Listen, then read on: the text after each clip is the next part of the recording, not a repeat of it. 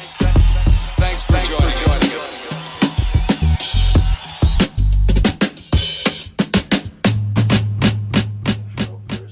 Yeah, this is Chris Facey. What's up? Say hello, Chris. Hello, Chris. His work has been featured in The New Yorker, The New York Times, The Cuts. Anything else? Shit. Right off the top of my head, I can't think of much. I know I've been in different workshops. The Eddie Adams workshop, which is supposed to be a big deal. I submitted work to, not submitted work, I've shown work at Art Basel last year. I just had my solo exhibition in Durham that just ended in August. That was pretty fire. And that's really about it for right now. Yeah. So, you're from Brooklyn? I am. What part? Crown Heights. I lived there for 2 years after college, like Troy Ave. Yeah? Yeah. Troy and what? Troy and Sterling. Okay. Yeah. Like near, I think. Troy's, Okay. Yeah. But not, that might be like the wrong cross. But yeah, kind of near, it's like school right there. No, Troy and Sterling, I know what you're talking about. Yeah. That's why I did this on my hand. I had to do it from where I live. Like, all right, so. Yeah, because there's like St. John's Troy. Park was close by. Mhm. So, but, Yeah, that's not a bad area. It's not a bad area. Pretty chill over there. Were you taking like what was the first camera you ever got? Or were you interested in photography at a young age? Nah, I was not. I was doing all other types of art, sketching, drawing, graffiti even. After a few arrests, you kind of get tired of that. Yeah. And having to like look in your mom's eyes with the disappointment. But I got into photography when I was in when I was in the army, man. It was pretty chill. Like I didn't have the creative outlet that I wanted to have. The army being there 24 hours a day, 7 days a week, kind of didn't really provide you to have any room for creativity, if you will. Mm-hmm. So, and I'm somebody that used to, write poems, write raps, write whatever, like do something, drawing, sketching, something.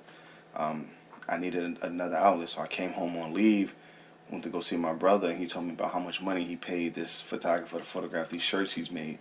And me being very naive was just like, bro, you spent all that money on some photography? I could have did that with my phone, bro. I was talking crazy shit.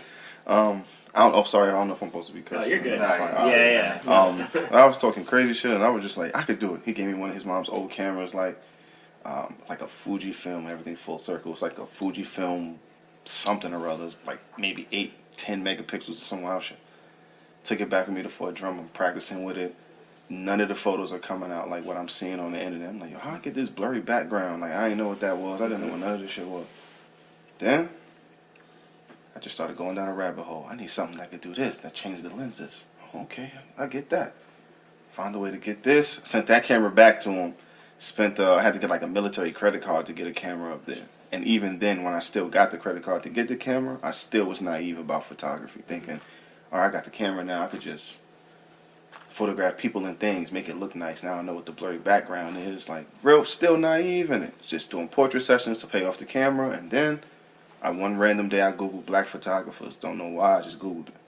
And when I seen all the different, like, photographers that were there, like, well before me, I've never heard of them. But, like, I could tell you about hip-hop people and, like, drug dealers and all this other stuff. Like, I could tell you about the history of things, and it's just like, why nobody ever said anything to me about this? Like, nobody ever said anything about just dived into the rabbit hole from there, kind of. Bro, like... it got crazy. I started seeing the different ways. I was starting to realize, like, how looking at some of these images, like, affected me, like, emotionally. So I'm trying to figure out, like, what was it about it? It's just a picture. We see pictures all the time. Instagram has been a thing. How does a picture affect you emotionally? How can a picture affect you in a way? Like, what does that mean? Because, like, if an animal looks at a photograph, it doesn't know anything beyond the photograph. Mm-hmm. It doesn't know anything beyond the frame. But us as human beings, for some reason, when we look at a frame, we can see a world beyond it, or at least a world portrayed or projected, and then we give that world flesh and bone. And then for some reason, we allow it to affect us. Why? What is the purpose of this? Well, I feel like those type of images for humans, as far as it goes, it's taking you back into, like, this other part of where, like, in your subconscious for you, is making you think of something. It's you reigniting with your imagination. You wasn't there where I was at. I can either just show you, where I was, or I could kind of like lead you in a way visually to make you think on your own, like where was he? And then you start going from where was he to where am I? What am I doing? Yo, where was that? What does this remind me of? It's a journey into yourself. Mm-hmm. So when they tell you, you know, I think when they say people take photographs and take a piece of your soul or whatever, I think that's what they're kind of referring to. I feel like that's what they're referring to. Like, yeah, I'm showing you a part of you that you probably didn't see before. So that's what I was seeing in some images. I was either seeing myself or I was seeing a family member. And some of the work that I seen was from like Gordon Parks and Roy DeCarava, and these are people from New York City and that walks from the streets that I've lived in. I've never seen it the same way they've seen it. I was just somebody, another cog in the machine, if you will. But then to see that and understand like this is what we look like, I could relate. Yeah. It took me there. So that's what I try to provide, the same thing with my photos.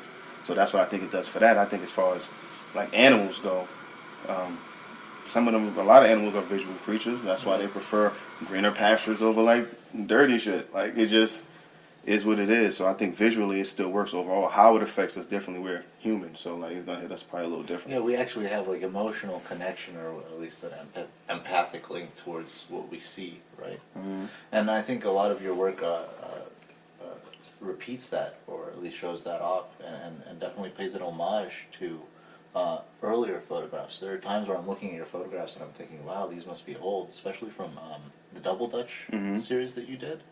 I'm like, no, these were taken very recently, but there's an older feeling to it, right? Yeah. And there's an aesthetic to your work, especially in the stuff that you do in black and white. Can you talk a little bit about what you look for, what your vision is when you choose to do a black and white photo? That's a good question. With black and white, I feel it gets straight to the emotion of the photograph. You're not distracted by all the different bright colors that can go on in a busy city or in a neighborhood. I want you to visually point right to where I need you to go. I want you to see what I saw. If I caught that peak emotion, you'll feel that peak emotion from wherever it is in that frame. As far as color, if I'm going to photograph color, it kind of has to be about color.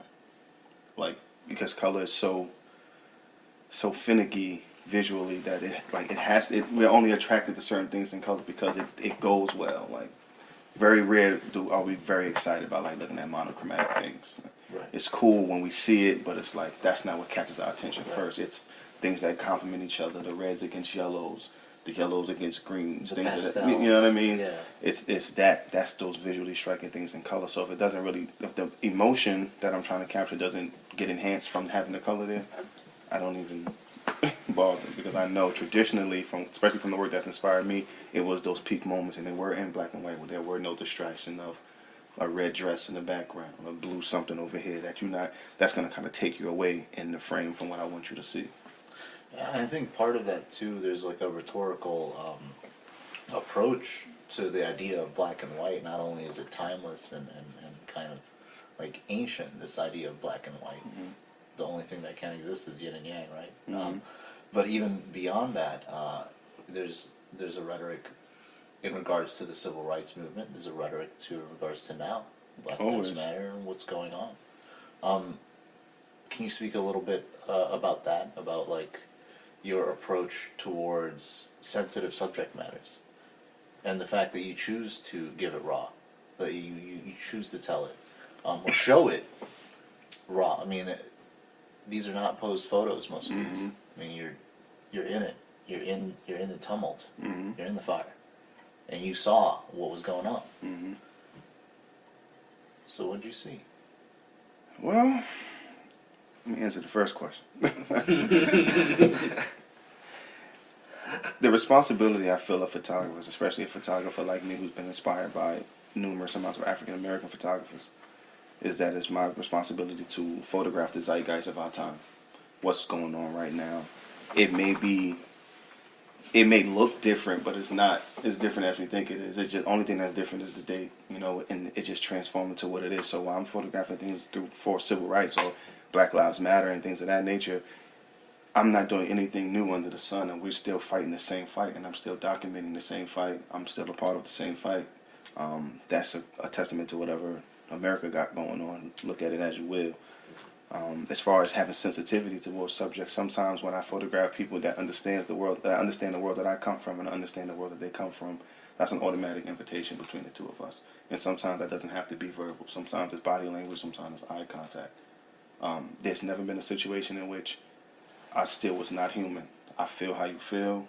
I could empathize, sympathize with the situation. But it's also, this part right here in time is also a part in life. It's also a part of a story that still should need to be told. And that's what makes the difference between a professional photographer and somebody that just has a camera. You have to know how to make those connections. That's right. Have you ever like found times where it's difficult to be in those energies and those particular places? Yeah. Just because they're real dense with emotion. Yeah, it's very intense. It's very intense. I'm, and there's a lot of people that I know that can relate. That I'm no stranger to, like to this type of intensity. Mm-hmm. So it's like another day in office. You just got to find a way to hold on to it. But then you let it out somewhere, and then I have to relive it when I get home as I'm going back through these photos. So I got to go back through it again. So you have to have a good circle around you of people that you can speak to, you can call on, like, yo, I'm feeling like this. This is why I did not. And you got to have a good circle of friends, a support group that's like, all right, we got you because I can understand you. I can relate. I hear you. We're not in a group of me telling you how you should act. You're a human. At the end of the day, we're all human. We're having a reaction to what's going on. So taking those things, go home, is just a lot of weed and a lot of friends. You play video games? Not as much as some of my friends do. I try to get into it. What's your favorite activity to do? You walk around a lot. I see you walk around. I walk around every day. This camera is my activity, bro. I see you because I walk around a lot. This is my activity right here. This is what, when I'm chilling in the crib, whatever, I'm like watching movies. I'm trying to write a screenplay just because I want to see if I can do it. I sit there like anybody else. I try to figure out the Easter eggs in Marvel movies, and I also roll some blunts. Like I just be chilling. I keep it mad chill, but I try to keep like everything peaceful. I like peace, which is why line work is usually, even though I can photograph those tough moments, I also love photographing all of the joy that comes with it. So I just look for peace. I think that peace is what's in between. So play video games, sure. Super Smash Brothers, Assassin's Creed, those I'll play. But like Call of Duty, forget about it. I'm out of here. Does your art bring you peace? Hell yeah. Hell yeah. Without this camera, bro, I'm not as social as people think I am. Like, that day that I met you outside, bro, if I didn't have my camera, we would not have had a conversation. I know. I'm a true New Yorker through and through, bro. I'm a true New Yorker through and through. We just mind our business. Keep it moving, go where we going. But something about having this camera, and at the time that I did get it, is like, that's that icebreaker for me, because now I genuinely want to know more about people. Like, something interesting about it, because I'm looking at you different. I'm not just going from point A to point B. I'm enjoying every little bit of the journey. So with the camera, it invites me to just look around, observe things better. Oh, look at that rock. Why that rock look like that? Look at life. Like, I don't have that. I don't always have that opportunity, especially in New York. Tripping on acid all the time. No, that's not a trip. Trust me, it's not a trip. It's just me looking at life, essentially, just seeing how it falls. And I apply what I'm looking at in this moment to like how it will fall on a person or something like. Right. I'm intrinsically always thinking about. Well, you're awake. I mean, that's part of what I'm saying about you tripping on acid. Like you're not going through life asleep. A lot of people are just kind of not here. They're not present. You're just going through the motions. I mean, they're either stuck in yesterday or going to think about tomorrow, and they're never here. And that was a problem that I had with my parents, and that's a problem that I feel is often with people that I work with and just walk around with. I feel like I'm walking around with a bunch of people that are like AFK. Let me ask you this: how many of those people are like creatives in a sense? Not a lot of them. See, you already think differently when you're a creative. Your mind works differently. So like you're not looking. You take a step out of quote unquote the matrix to really see what's really popping around, and like I could see why this. What is it about color that interests me? Why do I want to draw? Why do I want to write? It's something that you want to do that's off the beaten path, whatever they got going on. People that don't have that mindset, they just don't have it. So they're not going to see it. So at first they're going to ask you, like, they're going to keep saying, why are you doing it? Like, why would you do this? Why don't you just do this? But then when you figure it out, how did you do that?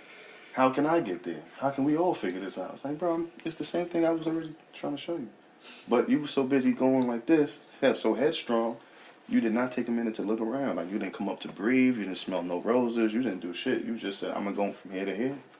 And that's why I think a lot of people are depressed. I think a lot of people, like, don't have any vision. They don't really know what they want to do. They kind of, like, go with the flow, but to a detriment. Nothing wrong with going to the flow. Understanding why you're going with the flow is key. But some people just like, oh, whatever, today is like this, and this is what I'm going to do. And get nothing done, bro. Like, and then expect shit to just happen. I've never seen it. Ain't no loans for sitting your ass at home. No. Not even a little bit. Not even a grant. I just started watching the Kanye doc a couple of days ago, the Netflix one. But I had a question on the like drawing back towards like protest photography. So you said like, which I think is very true. New Yorkers, which where you grew up, you know who you are, is like to have a tendency to kind of just like walk past each other, not really engage on a day-to-day basis. But that seems to be like, I mean, not that that's always really actually true, but you know, the stereotype, and that's kind of like sometimes lives up. But the social, like the protests, kind of went against that. You know, it's kind of like a bonding exercise, and exercise in like standing up together against fucking shit. You know, shit governance, shit legislation. Anyways, but my question there is, do you think that your gaze behind the lens kind of changed as that moment changed in how people were interacting, or do you think it was just you're just capturing it in the same way? That's kind of, I don't know. No, I think I understand what you're saying. So for starters, in those situations, I'm a person that's part of the community first. One thing New Yorkers will do, we know how to come together in a time of need. That has been shown time and time again. We mind our business, and then we come together like the Avengers to make it happen later on. Then we go back about our life. Yeah. Like, that's all it is, and it's okay. I'm okay with that lifestyle. So this wasn't like a brand new sense of community for me. So, but we were able to get in there with people. You were able to see people at the thick of it.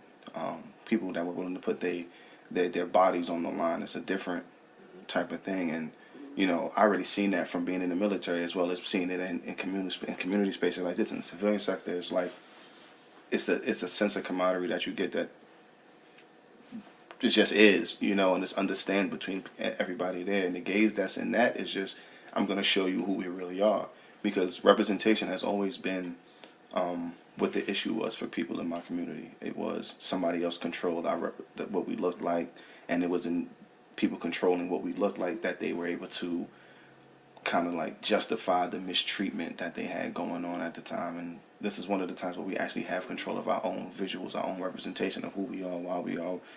And somebody that's out there on the ground protesting as well just happen to have a camera in the mix of it all. It's a difference than somebody coming in. And there were a lot of people that were not from the community, and I don't hate them for coming in. Yes, come in, show it. An outside view is always welcome for conversation purposes. However, when you come in here and you just exploit it, you're taking this to go back and you're just showing like this trauma porn. Yeah. Like, that's kind of wild. Like, bro, there was more than that. Like, it was not too many protests I didn't go to. There was like some type of dancing going on in there.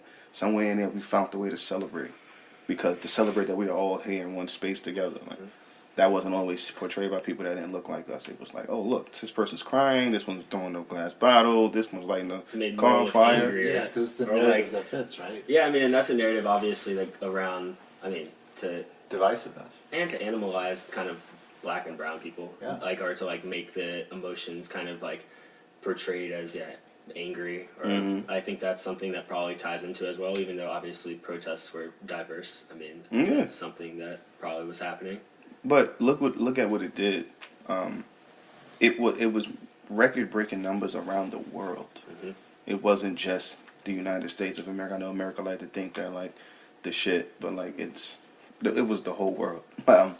And if you were somebody that if you lived in a bubble and didn't understand that like racism existed or there was these type of little racial things put in place, this was your first heaping helping of it. So now you can't say that you didn't know. Yeah. Now if you say you don't know, you're willfully ignorant to it. This changed the world. Like, record-breaking numbers. Like, you couldn't go on the phone without hearing about it, open a newspaper without seeing it. Everybody's talking about it, and you had no choice but to watch it because it's in the time when you're supposed to be in the house.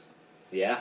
You're supposed to be in the house. So what are you Watching gonna do TV, that? everybody. So you're definitely seeing it. So then it's like, how does the world change after that? Like, now that you know it exists, what are you willing to do to make the change? Are you going to be part of the problem? Or be part of the solution?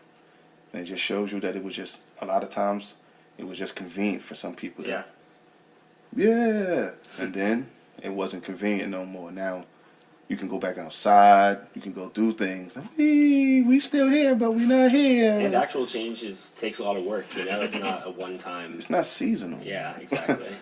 You fight the good fight every day. That's how you're supposed to make change. Maybe you don't think change is coming at the pace you want it, but much like many other my friends that are photographers, we understand that the work we make today is not for today. It's a deposit for later, like for you to withdraw from in the future, to learn from the mistakes that might have been here, to learn from the times that was here. Like, how often do you see photos from back in the day, maybe the 40s, the 50s, that's showing you stuff that you can kind of make a parallel, like, yo, this is still happening? Like, if those photos don't exist, if somebody can say, oh, it never happened, that's Photoshop, that's not real. Like, no, I'm here, bro. Like, this is, I was here. And you're not going to notice that. So understand, like, right now, it's like, it looks like everything else. 15 years from now, 20 years from now, it's going to look crazy. Mm-hmm. You can find photos of people that will ride the MTA back in New York City, and they all have newspapers. Today, it's phones. Yeah. It just changed. Mm-hmm. Same attention, just changed. Just looks different. Yeah.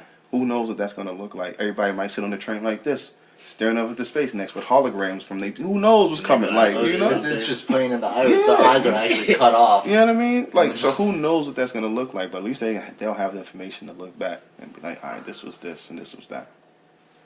So was this well, like, I guess when you went to the School of Visual Arts, right? Mm-hmm. And so what period was that? Oh man, that was as soon as I came home from the Army. That was 2018, January 2018. I think I started class. So were you kind of finishing towards when, like, 2020 then, or were you still in your courses? Like, no, I didn't graduate till last year, 2021. Okay. Yeah, I didn't get that degree till last year, which they had to send out a new one because they misspelled, I think, certificate on the certificates or something like that, and they just had to. Bunch of educators. Yeah. I mean, they were just rushing those degrees out that year.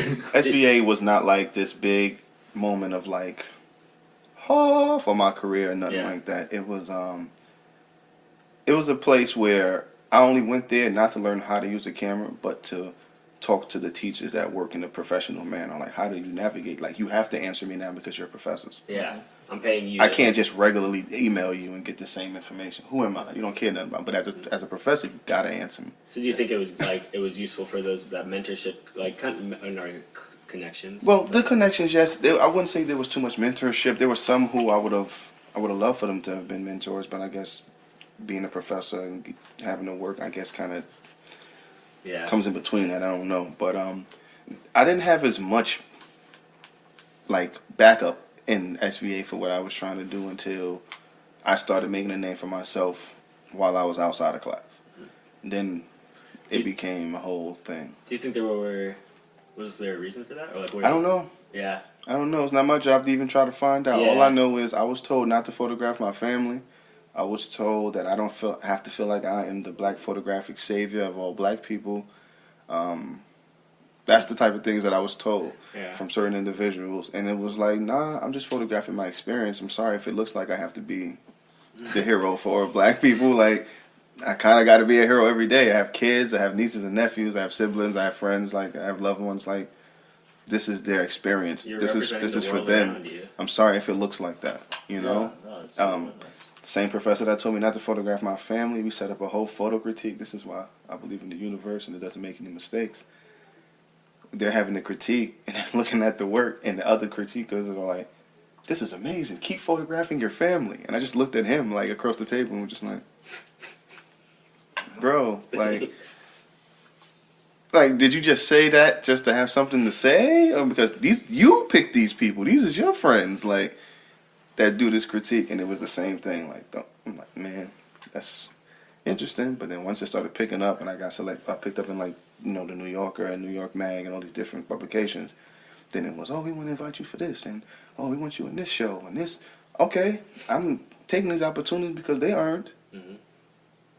But I still remember. Y'all gotta eat a lot of crow, bro. Like, y'all gotta eat a lot of that. So, like, take that. So I don't mind helping it because I know there's not too many black students there in the photo department. It's a few, but it's not like enough to say that there's a big black demographic at this So school. you say it's not really a community. No, it's you find the community because we're artists, we're all weirdos. So like you find another weirdo to connect. So you'll find your onesie twosies of weirdos that you could, vibe with. It just is what it is.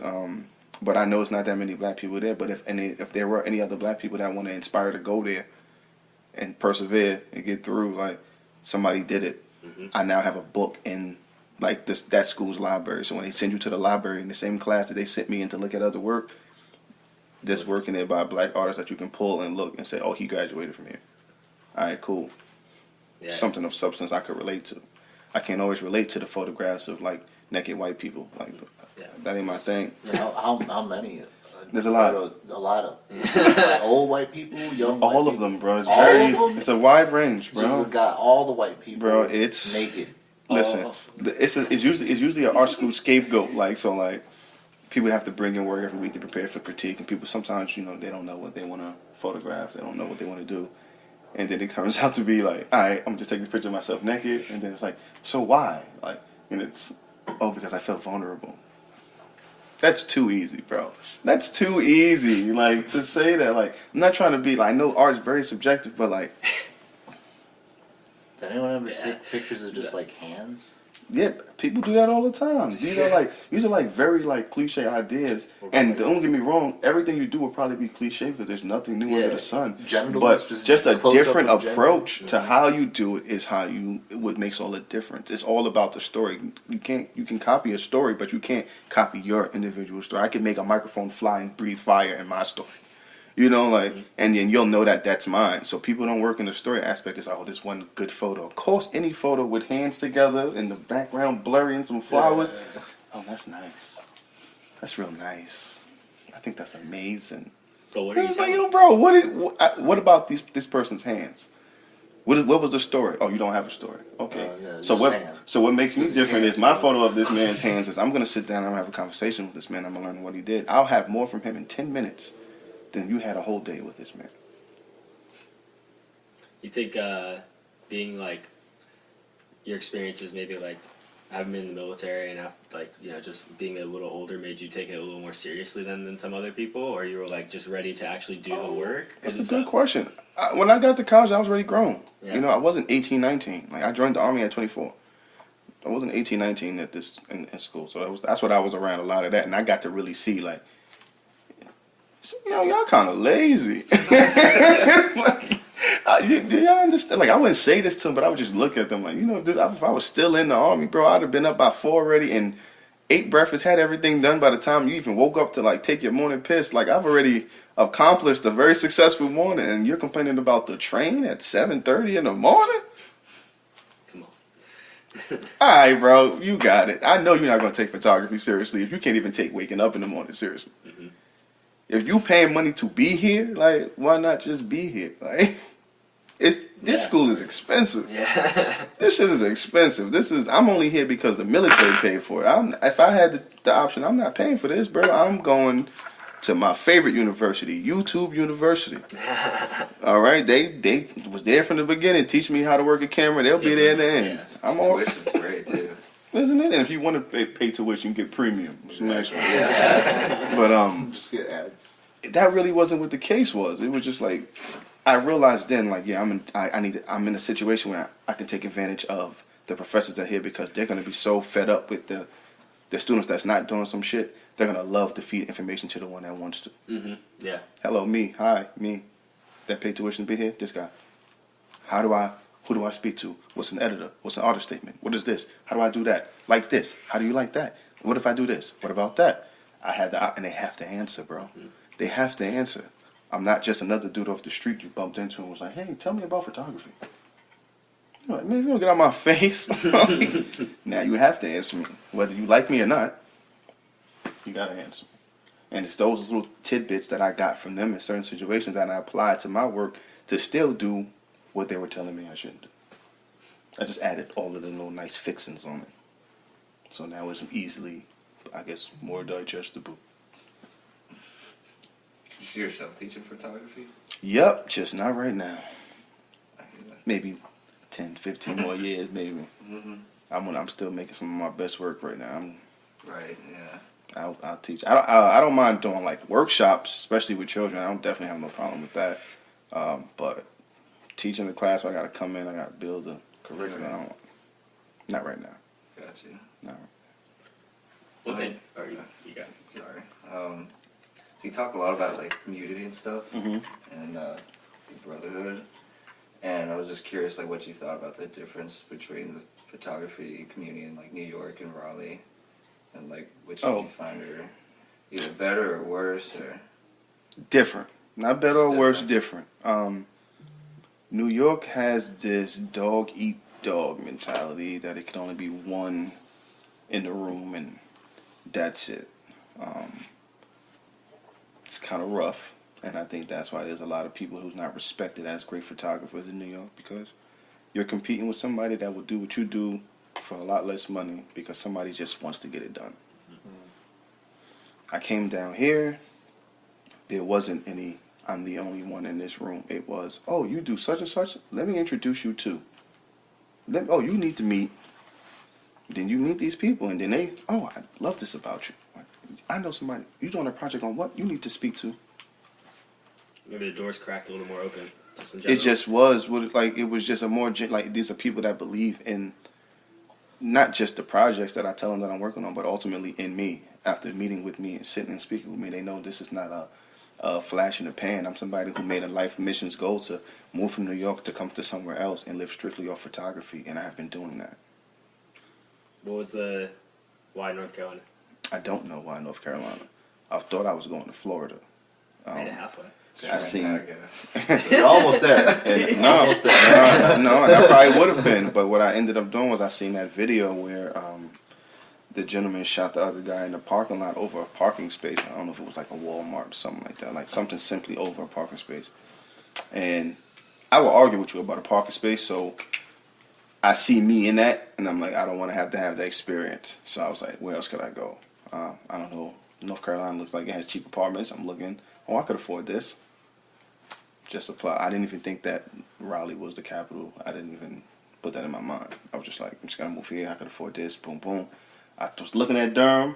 Just reached out to my cousin who lives in Greensboro, and he was like, if you go to Durham, you might as well just stay in New York and Brooklyn. That's what I'm just like, whoa, it can't be that bad. Like, but you've been here 10, 15 years, so you would know. I just went to Raleigh, kept it moving, and I got down here, and I've just been thriving. Like, I've had my solo show and everything all in less than a year of me being here. It's like that wouldn't have happened in New York like that. It would have been more hustle and bustle. What other grind could I do? Who else I got to fight with to, when we go and just simply work together. This was one person that knew another person that said, hey, this person seen my work and said, oh, shit, like what you're doing. You should try to apply for this, then get your show. All right, I'll apply. It was me and a bunch of other people, and I was selected. All right, somebody put me in a position to be able to get my work in front of somebody that can make a move. Put it in front of a mover and a shaker. That's essentially how I think art should work.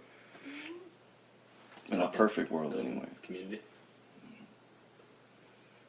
Looks like you had something. You said you had a gallery show, your first show out in Durham. Can you tell us a little bit more about the works that you featured in that show?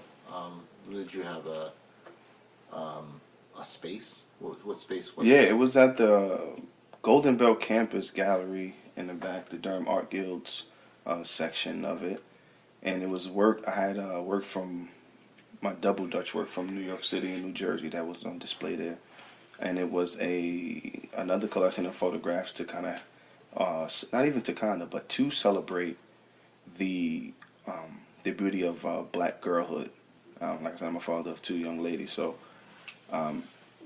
that's what that shows. I want to show the connection between the ropes, them having fun, the joy in it, and how it built that community for them as well. So that was what was on display. If I had my way further, I would have been able to open the night to like recite the poem that I wrote for it. But that just didn't pan out that way. But the poem was definitely available. So, in the concept of black girlhood, can you speak a little bit more about what your whole image or vision is of black girlhood? To be honest with you, I don't know if I can ever speak to it. It's just not me. But I also know that I'm raising 2 young ladies, and I also want them to be able to see that there is joy out there, and that there are things that they can go through in life as black women, or the possibility of it, almost like a handbook, Right. if you will. Like I'm providing visuals to the handbook that maybe somebody else has to write. Well, there's probably like future photographs in that handbook. What visions do you have for that? What Just to photographs do show you a wanna beautiful. see? I just want to see beautiful moments, man. I want a complete revamp or rebrand of how they've been showing black communities. That trauma porn is not everything. Like Trauma porn. We keep going back to that that's word. Trauma what they porn. show.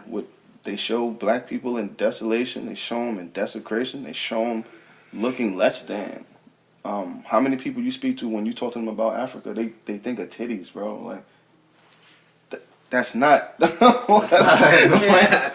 That's art school. We laughing, but that's, we're laughing. That shit is crazy. Yeah. That's not it. Not great. And it's like it's because somebody else controlled that image. Yep. For a long time, black people did not have the opportunity to control their image. That's why so many of us as creators that want to do portraits and self portraits and talk about community, because we want you to see us. And I feel like that's always a handicap that we also have as black creators, is that we never get to truly make art in the sense of making art. We always feel like we have to make art to defend us, to put us on a bigger stage. Whereas some of our counterparts don't have to do that. They just want to go and splash paint on the wall and say that it's this. They get the opportunity to have that. That's true. And nobody questions their whole existence. Nobody has had a foot on their neck. It's the reason why Jackson Pollock was allowed to be Jackson Pollock.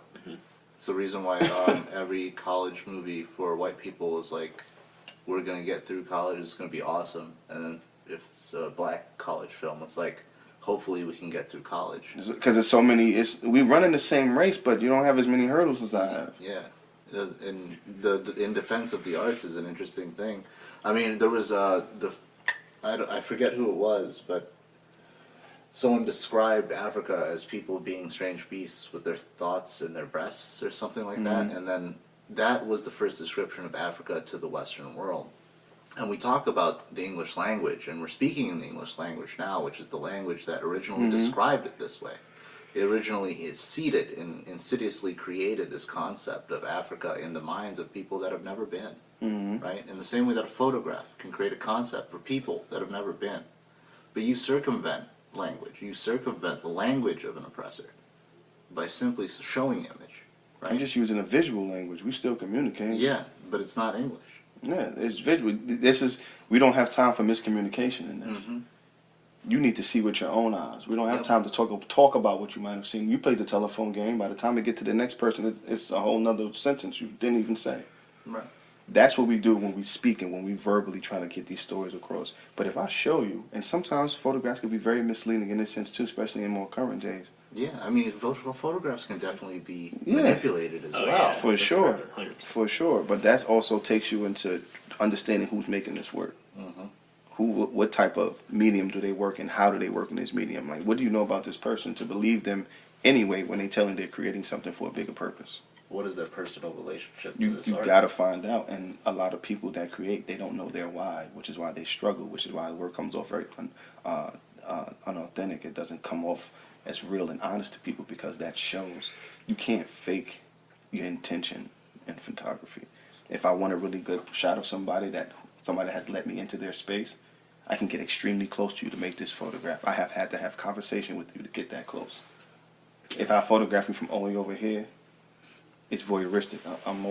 I'm still outside looking in. I'm not in your world, and I have no intention on even trying to figure out in this moment. And it's sus. Like, we fear the voyeur, right? Anyone looking in, we're like, what the fuck are you looking at me, right?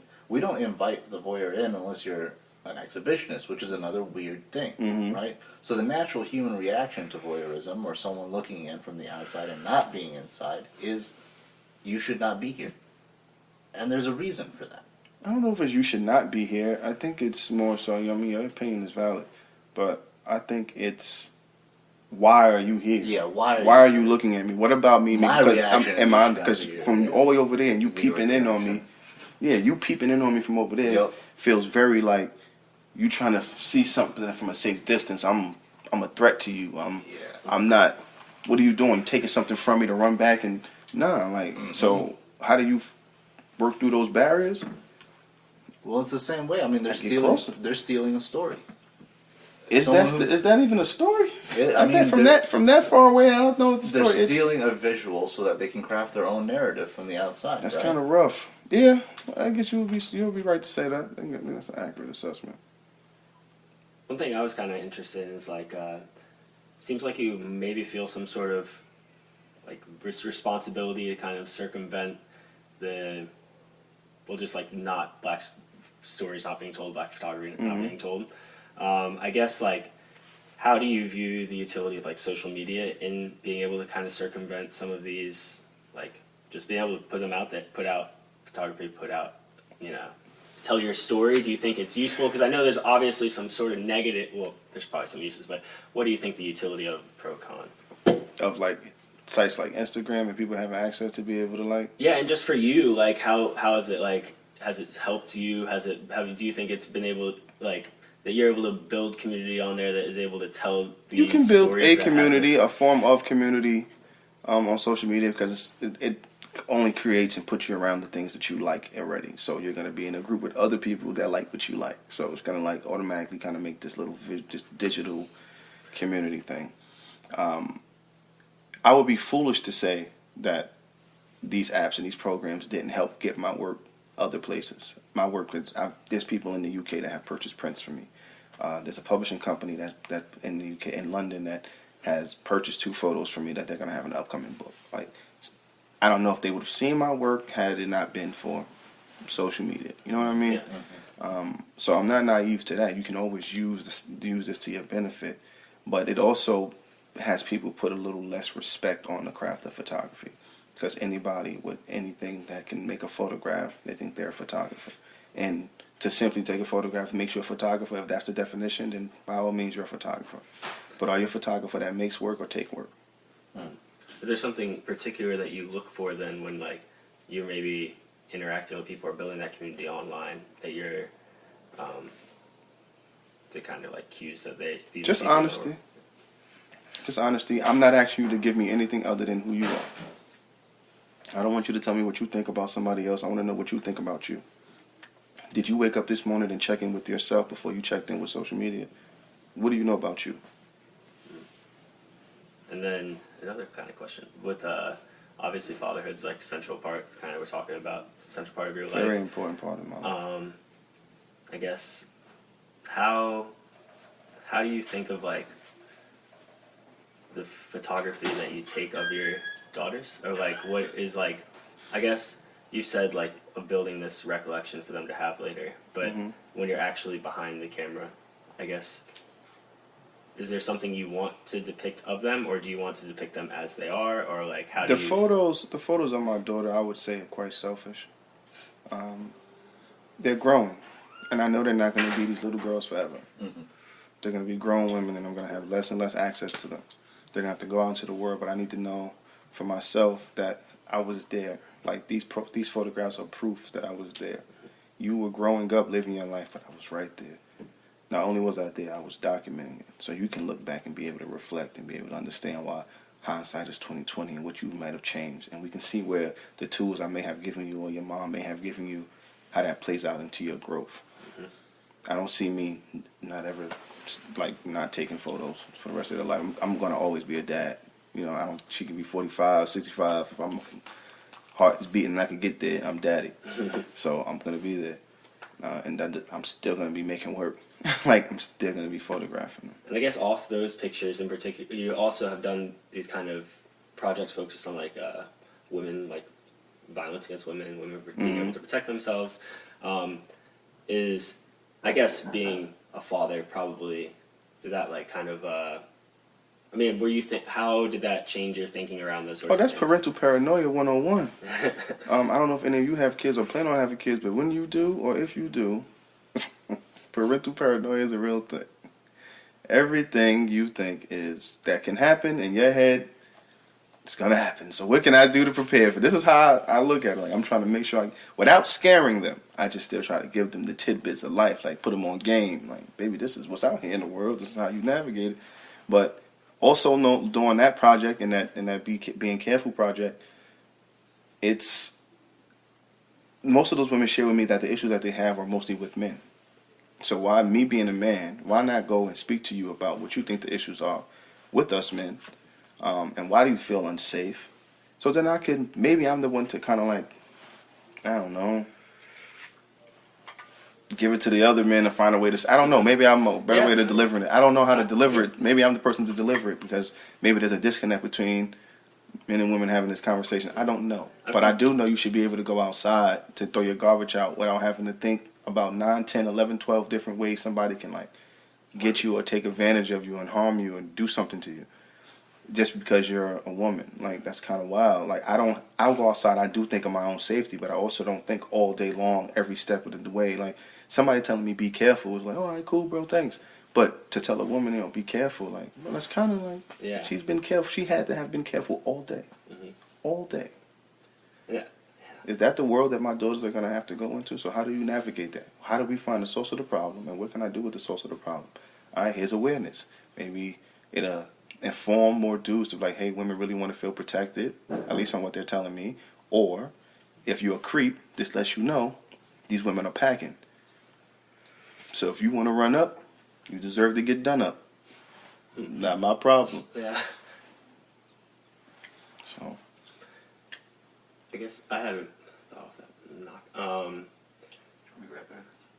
Quick. Sure to see. But the one thing I had off that was the just like, I guess, because sometimes it's difficult, I think, from my experience, telling like women's stories through words. I don't know if telling it through the lens, telling it is anymore like, if you think like taking out that English.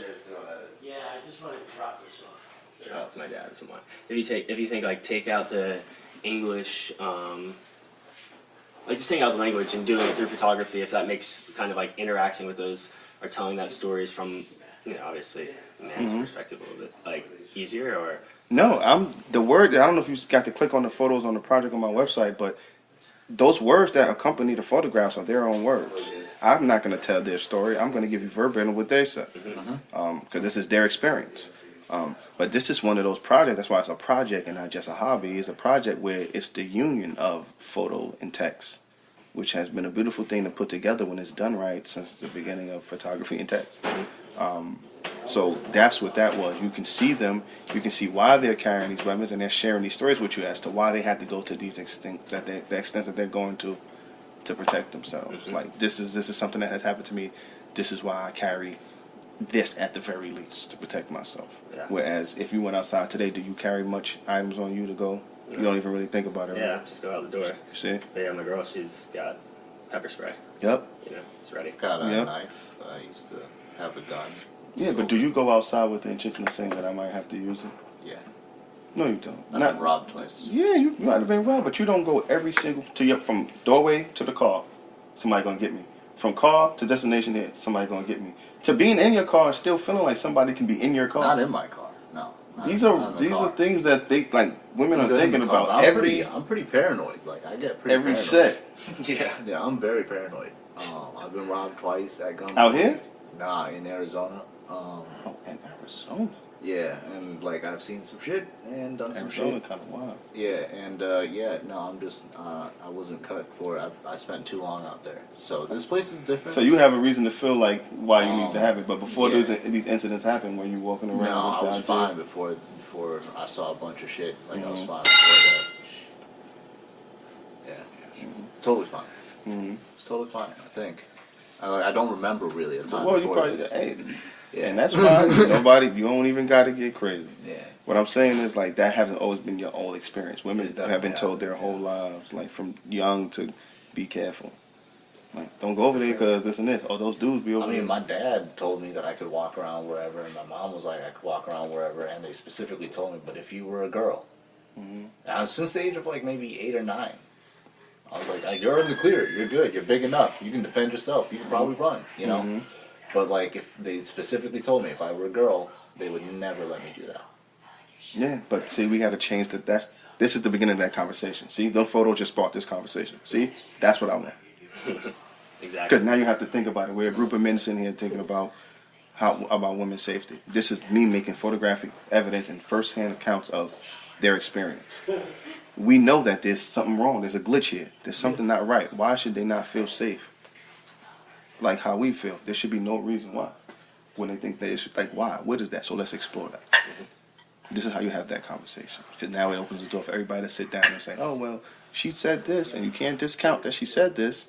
So, like, what could we do better? Like, maybe we could have protected you. Is there organizations that we need to have that protect women? That we doing shit. We've got to have the conversation, though.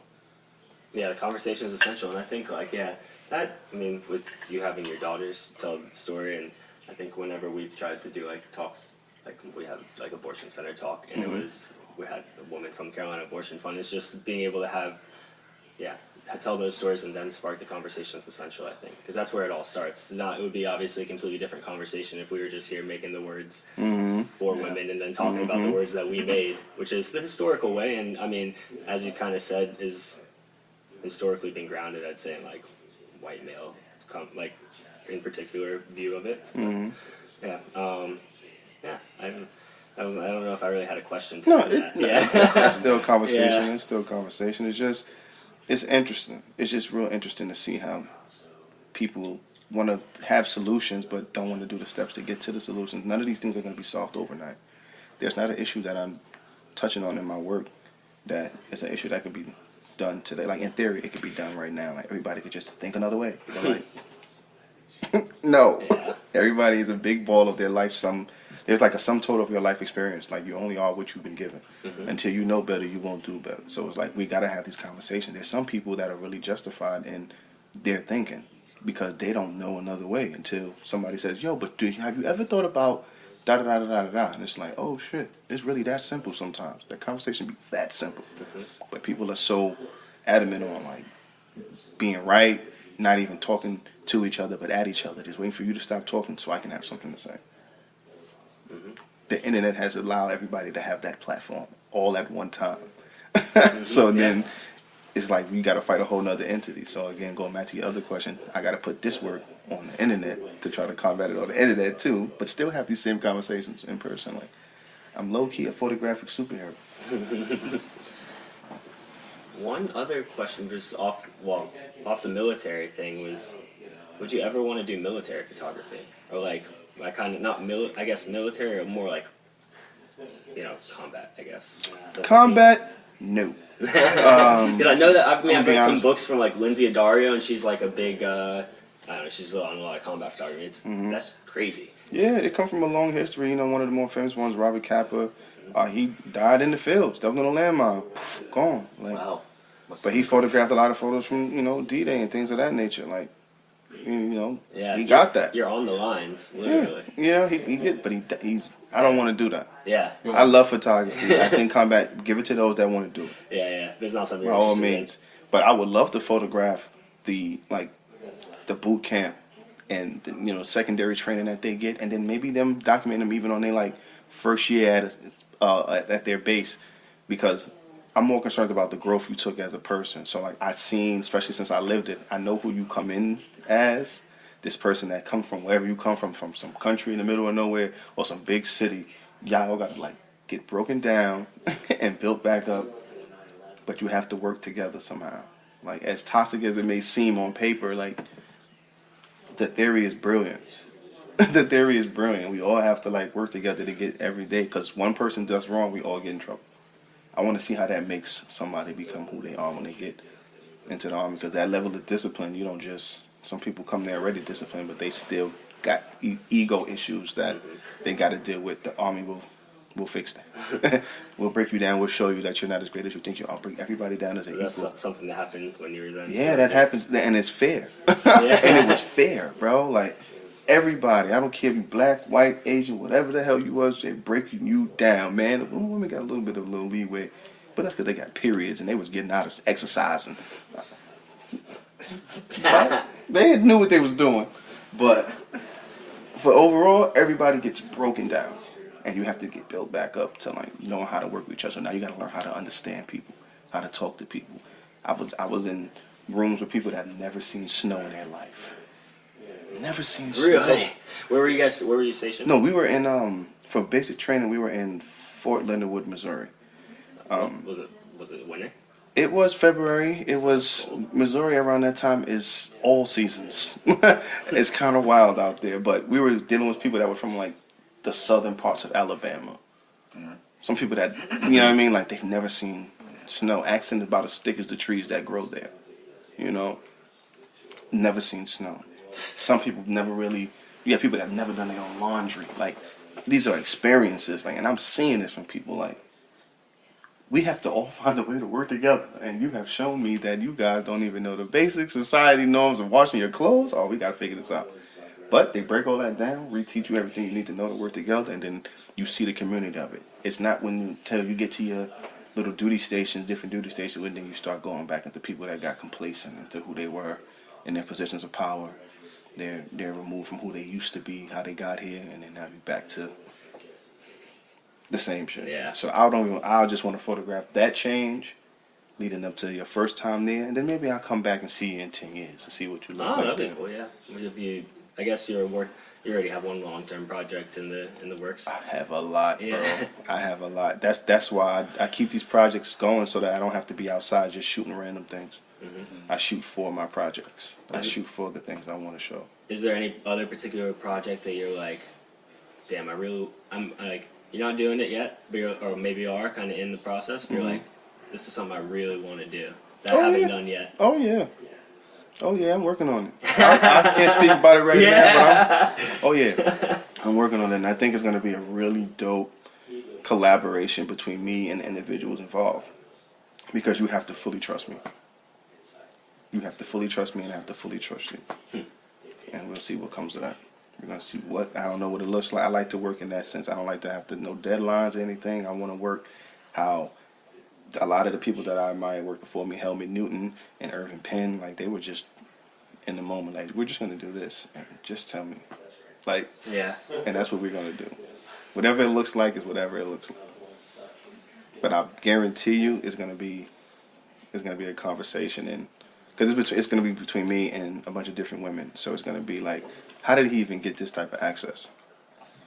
Yeah. How did he get this type of access? Bro, what? How did they trust you enough to... That's a area that a lot of portrait photographers don't explore too often. It'd be very surface work, you know? So there's a lot of things that this is going to be so intimate. It's going to be like, yo, what the fuck, like... like, bro, what? Like, is that your girl? That is not my girl, bro. No. Not even a little bit. Paint me like one of your naked girls. Not that's kind of corny. But there are people. There are people that We'll edit that out. That's what they'll do, man. Fuck. Gross. God. That must hit your soul. Yeah, it's just seems easy. It's like too easy. Like Okay, you prey on people's vanity, and you know what? That goes into a pretty good leeway. You speak a lot of vision, and in your work, I see a lot of vision, a thesis, a type of a thing that you see that portrays a story. Mm-hmm. And in today's modern media, at least in short form film, and in Instagram, you see a lot of vapid vanity, things that mean basically nothing or are entirely sexualized or don't have a lot of context to them. And it seems to me that thing that we see all the time gets bigger and bigger every day. Why do you think people love to see like vapid nothings? I don't know, man. To escape the reality of what is their life. I don't know. Maybe their life's so hard it's better to laugh at somebody else's. I have no idea. Are you allergic?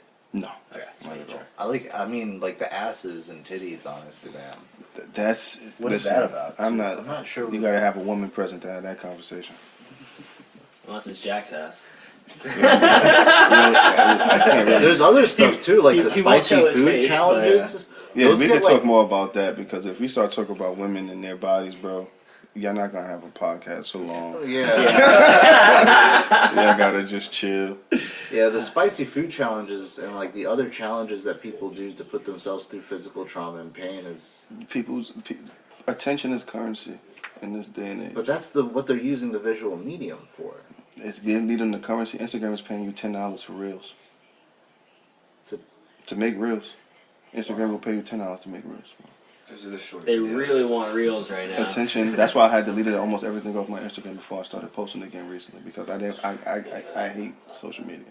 I respect it, but I hate it. It's like an unnecessary. It's a necessary evil. And you said something really interesting about if everyone has a device to take photographs and everyone can identify as a quote-unquote photographer, it cheapens the whole concept of photography. I just wanted to speak a little more about vision versus vanity. Like, that's what a lot of it is. At the end of the day, people that are photographing things, like, they're documenting their whole day in a sense of, like, look at what I'm eating in comparison to what? To what you might be eating. Like, but why does it matter? We all got up and ate. Like, does it matter? Like, I don't care if you ate Fruit Loops or you had fucking whatever the expensive thing in the middle of somewhere. You want the people going on to show, like, I'm having this great life. You don't have a great life. If you have a great life, then your life is not that great because you've never had a reason to appreciate the greatness. What did you lose? Like, you didn't lose anything. What did you build? You didn't build anything. I know your life is not perfect. You can show it. That's what the app is for, and they feed off that attention. The people that create Facebook and all of this, they feed off of that. Like, oh, the longest I can keep you in this phone, in this app, I got your attention. I can feed you whatever I want. I can feed you whatever I want. I can show you a profound photo right here, and you scroll long enough, it'd be a cat licking his asshole. How did this end up? And you're gonna do what? Yo, I need to send this to the bros. Boop. Now they stuck. Now everybody in this little trap. You just like, it's just designed that way, and it's just like quick little tidbits. It's like attention span just gets shorter and shorter and shorter. All of these reels and TikToks and stuff is nothing different than what Vine was, just catching your attention real quick, pop it back. And that could just keep you in there. Now there's ads. I remember YouTube never used to have ads, bro. One day I woke up and then now there's ads. And then now I'm waking up some days and they're unskippable ads. Yeah, like 30 2 minutes second long. unskippable ads. Yeah. I got your attention. I know you're going to want to watch whatever this is you're watching. So let me just throw this in here and see if I get your attention. But it's because you clicked on this before. We know something you're interested in also. It's an So let's in just, your cookies. let's just keep you going. Let's just keep you right here, YouTube. Like, my photography video list is crazy because every commercial is B&H. Buy some shit. Every commercial. This is Jack and Summer from so-and-so, so-and-so, and in the middle of Alaska, and they buy our products. You should too. Then why do I get, like, I get commercials that aren't even related to me? I get, like, HIV commercials. Maybe that is Maybe what the it world's is. probably telling you something. Maybe Bro. the people that you've been around, because Yeah, sometimes that connects to people you've been around. Yeah. Their searches is on your searches that they find out if you spend a lot of time with each other. You and me need to have a talk. So whoever you be around a lot of time, Yeah. We'll edit that out. yo, you got a lot of edit out stories going on here, bro. We'll edit that out. Wow. Maybe you should be getting interviewed. It's all staying. I don't know. I get a lot of weird, like, medication commercials for diseases that I definitely don't have. That's You fine, but the probably people don't around you. have, but Probably. they should. When's the last time you were certain? Yeah. I'm never certain. I think they're telling you. Even when the doctor Yeah, tells right. me I'm fine, I'm never certain. Are you gonna have a? It seems like we might provoke a crisis. Yeah.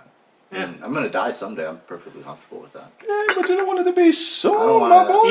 Yeah, someday doesn't mean tomorrow. I'd be okay with it being soon.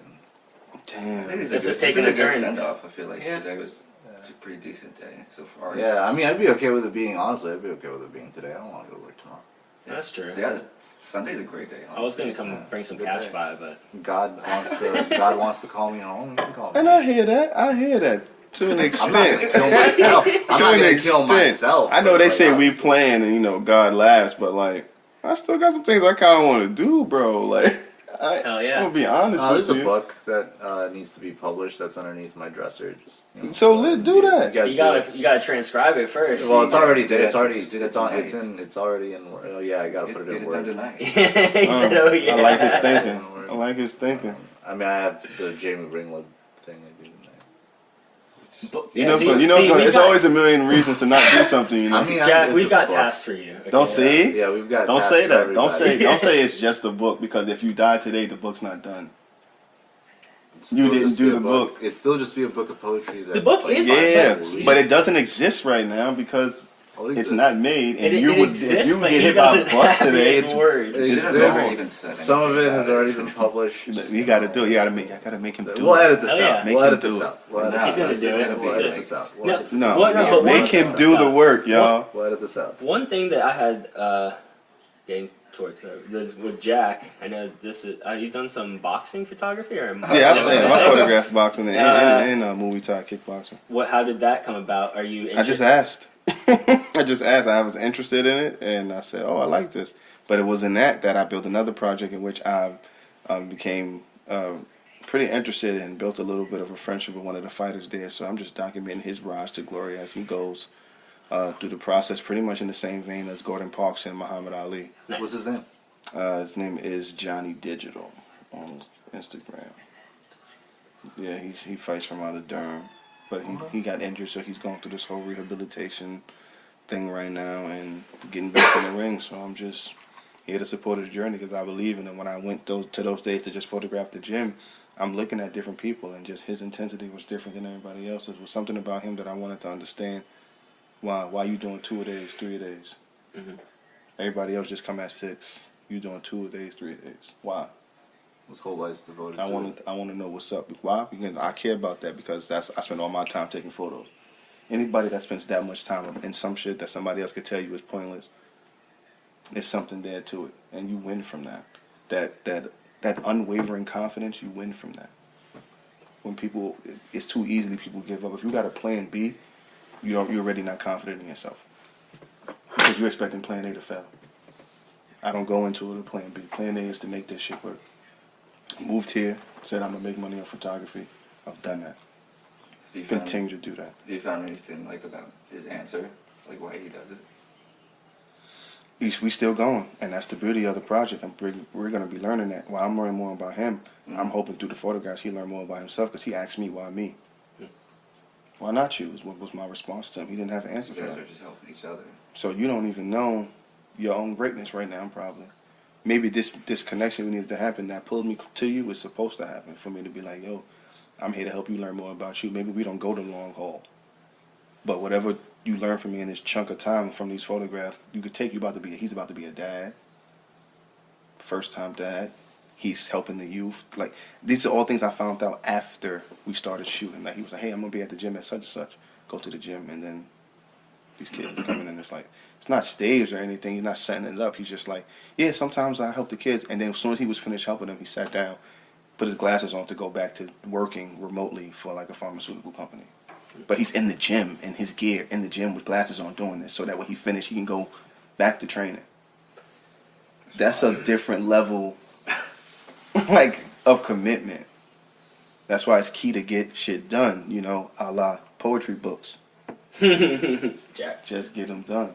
I'm working on my photography book right now, one of my first self-published photo books that I'm going to do. Oh, I'm not self-publishing. And it's gonna have poetry in it too. So Yeah. I gotta do the same thing you're doing. No, I gotta win an award in order to get this published out of who I want it published out of. So it's a Well, it's a win the whole thing. award, but also understand there's another way if it don't go that way. Yeah, I get that, but I'm willing to wait. I'm willing to wait. I ain't. Wait Too and long. edit. Wait and edit. Wait and edit. Do what you So gotta ads are do. gonna catch up to you. Your process is your process, which is fair. The YouTube ads. I'm gonna have a whole bunch. It's gonna be like, have you not finished your Yep. poetry book? Turn off my phone. between They're gonna show you transcription apps. They're gonna be like, Oh, since yeah, that was the yeah, issue yeah, was. Yeah. That's what they're gonna show you. But yeah, like it's key. Like that type of commitment to something is, and when you're creative, and whoever says like fighting is not creative is wrong. Some of these moves and how to get into them and how to get out of them is magic.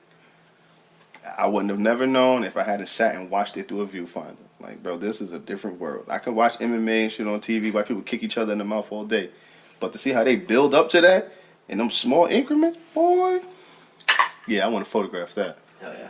I want to photograph that intimacy of it. You can have the glitzy, glossy little kick him in the face in the ring during the fight. Yeah, I can have that. There's many of those.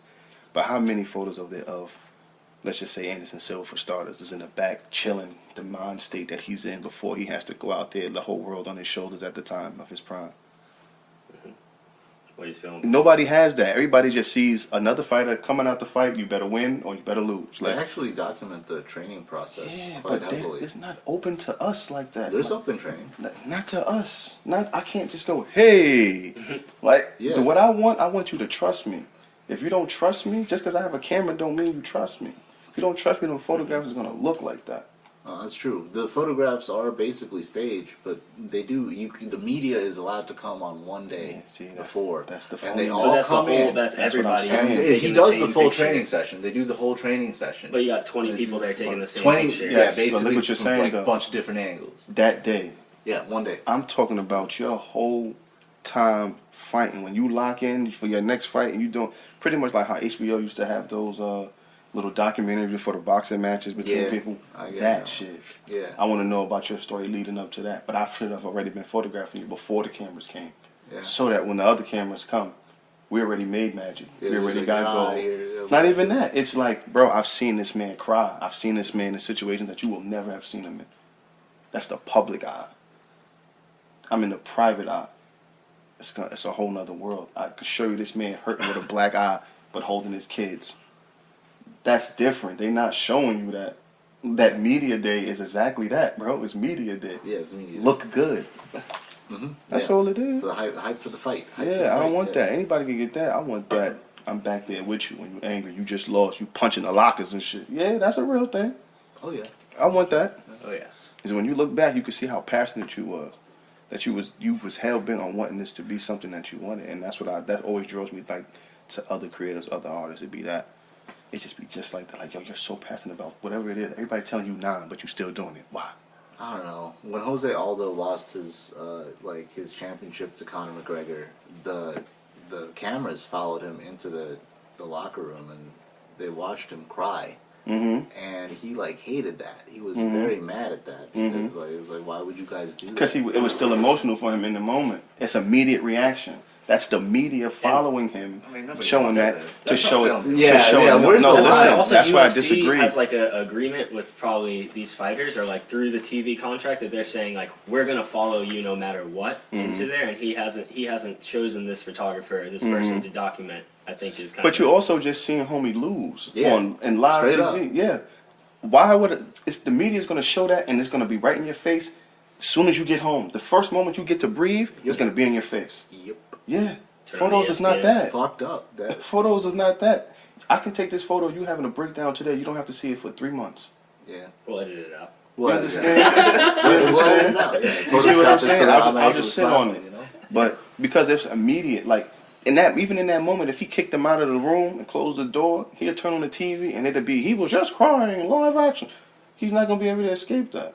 Yeah. But in photos that you have time to sit on, you get time to reflect. You come back, you bounce back from that. You seen what you looked like defeated. Do you ever want to go back there again? No, motivated. It's not the same from the media. The media is going to just do whatever's going to get a story. I'm showing you. The media is showing you one part of you, the angry you that just lost seconds ago.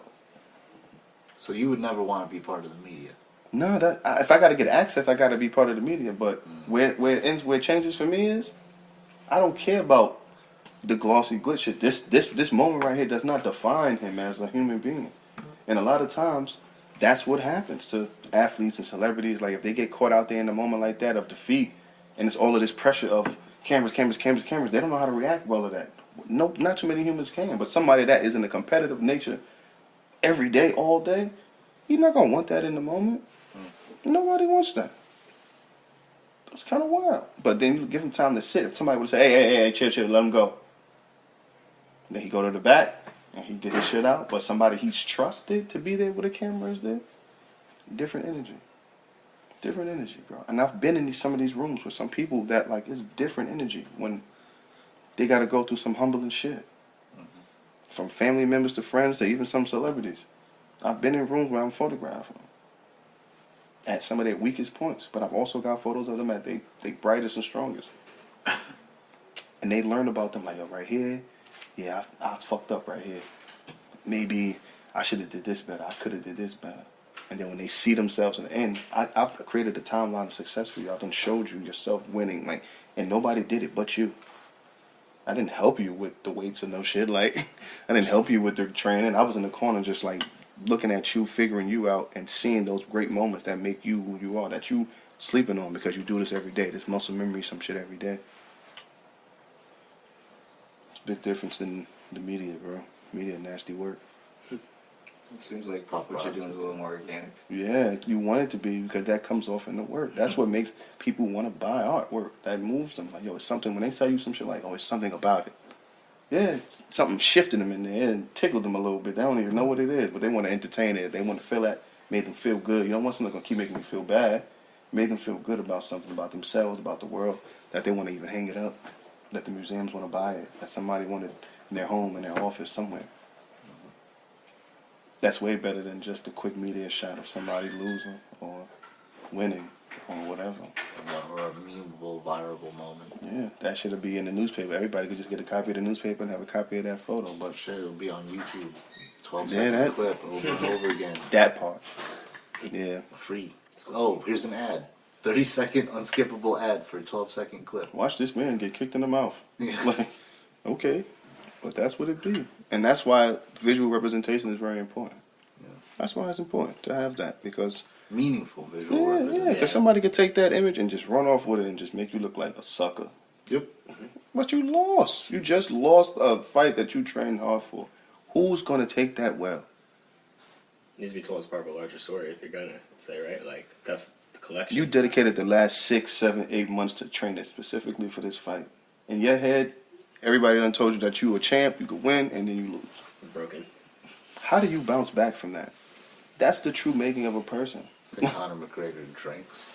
That's what he does. He's Irish, I mean, it makes sense. He has his own whiskey company. Smart move, because he know he's not going to be fighting forever. Yeah, I was he's gonna say, drinking know- forever though. Well, that's his business People and will his be money. buying drinks, yeah? Uh-huh. People will be buying the drinks, yeah. Oh yeah, yeah. No, I don't think so. I think I haven't bought any proper 12. I don't know a single person that has bought any of that. No, I've me never either. seen it Yeah, in I've any never bar. either, yeah. I've never seen it in any Maybe bar. he's got a little play in Ireland. He's just hiding it I'm from you. for sure, Yeah, right? I right. would believe that. I believe that. But did you guys have any major more questions? Yeah, let me know. I'm chilling for the day. I was just gonna ask you like what kind of music artists you're into. Ooh. Around here or New York. Nah, I like more introspective work. So of course Kendrick Lamar. My favorite rapper of all time is Jay-Z. Maybe it's a New York bias. I don't care. It's a good one. I I don't was thinking care. lately then. I don't care. I also don't feel like he lost the battle between him and Nas, but that's a story for another day. Kendrick Lamar, Anderson .Paak, Fonte, which is cool, like Little Brother, Yeah, Foreign Exchange. big I just cool. got the photograph Foreign Exchange the other day. We actually just saw in Tab 1 Yeah, live at the Slim a couple 2 weeks Yeah, ago, I think. I was Yeah. there. fire. Yeah. So So Little Brother has been like, back in my rapping days when I used to rap, they're a major influence on me because I like wordplay. I like witty wordplay. That's why Lupe Fiasco's on that list for me and things of that nature. And Fonte out of the group was the one that was really more witty with the words, so I Right. took up more of a liking to him. Never thought I'd be in North Carolina. Never did I think I'd be photographing him, bro. It was like a Sunday. I told one of my homeboys from my house, like, hey, I'm in North Carolina. I would like to try the opportunity to photograph, like, Fonte. Was it at the Hell Playhouse yeah. recently? No, this was last year. Oh, okay. This is like right when you got here. Right around when I just got here.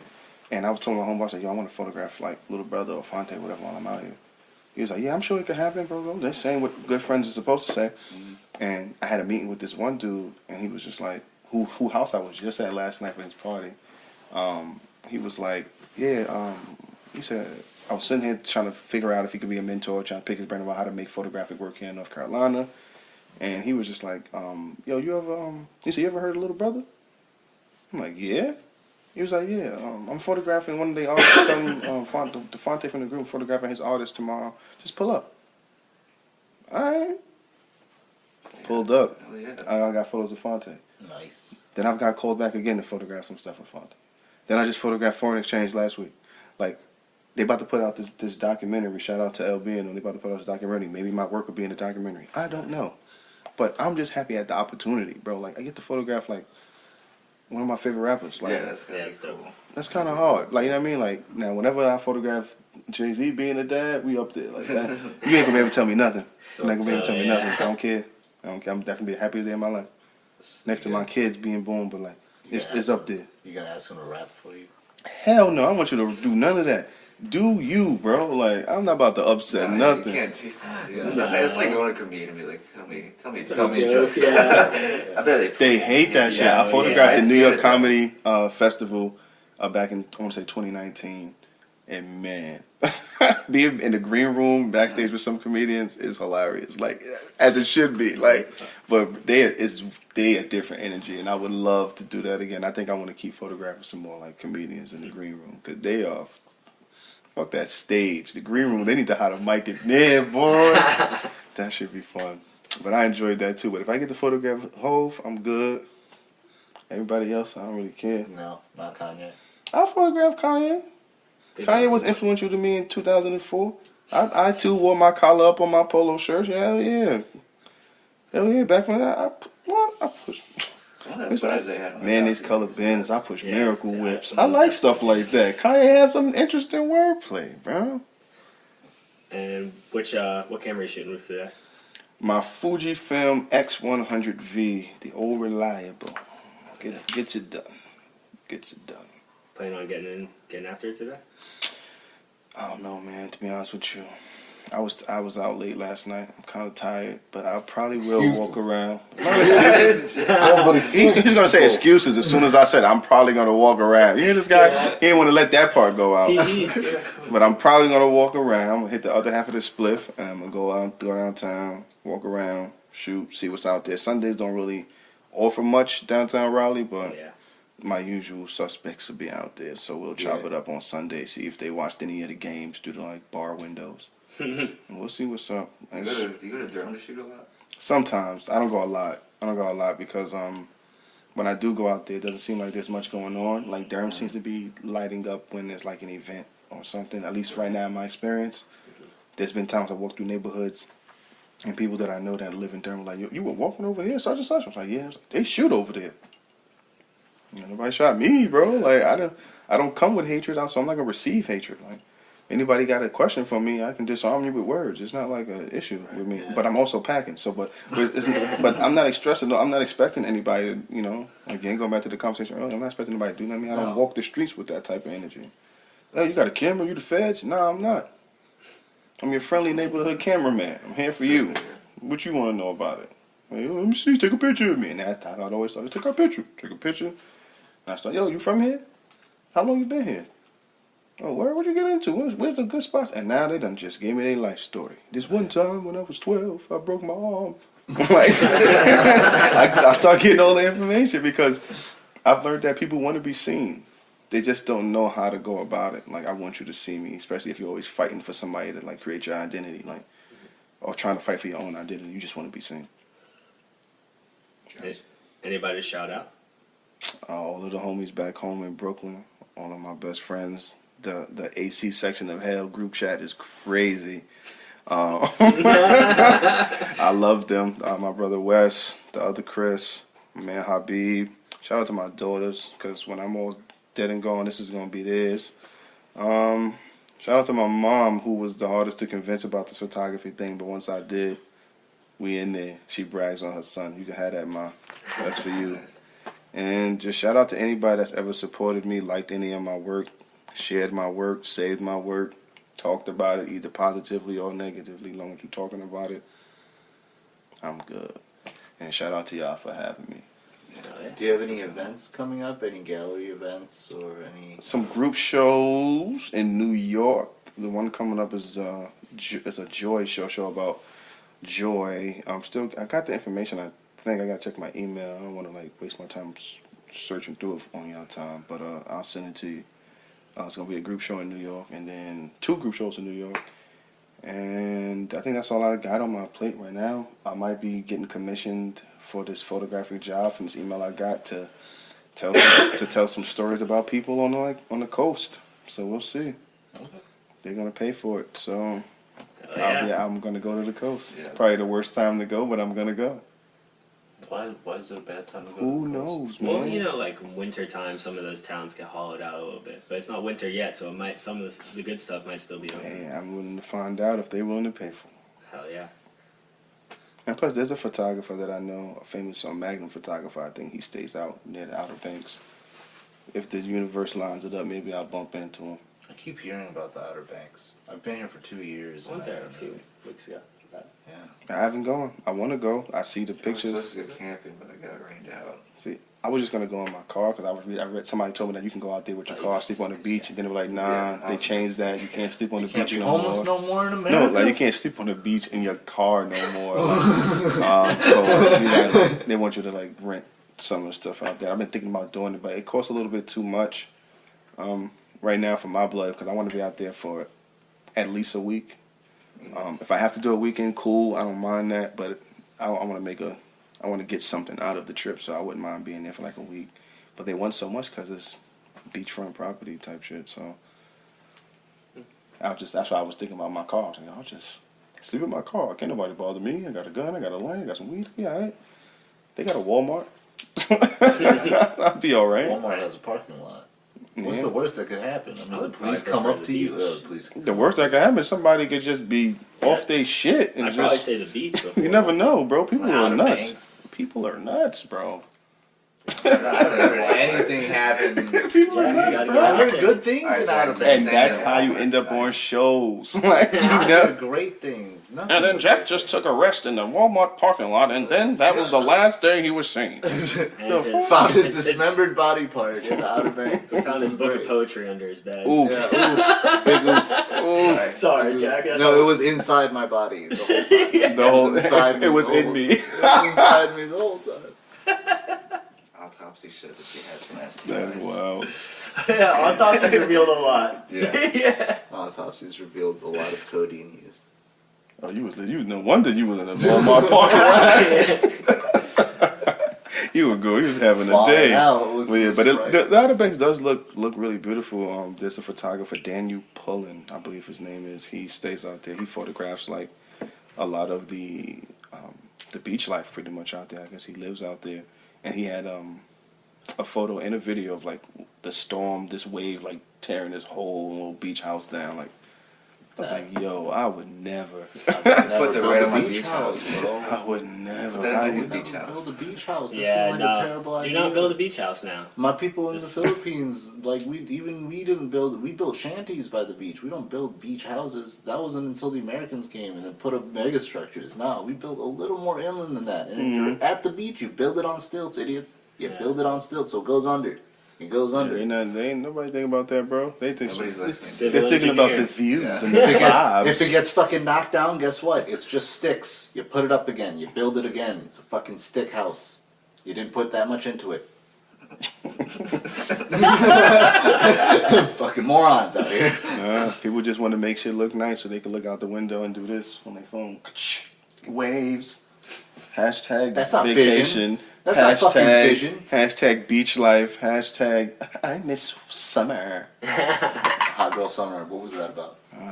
It wasn't a summer for us apparently, so let them have it. Leave it alone. Do you like being able to make podcasts? Don't get yourself in trouble. What? We'll wrap it up then. Thanks for coming by, Chris. The only other thing, let's take a little Polaroid with our guests. What's Yeah. up? Yeah. What's up? Hell yeah. Jack refuses.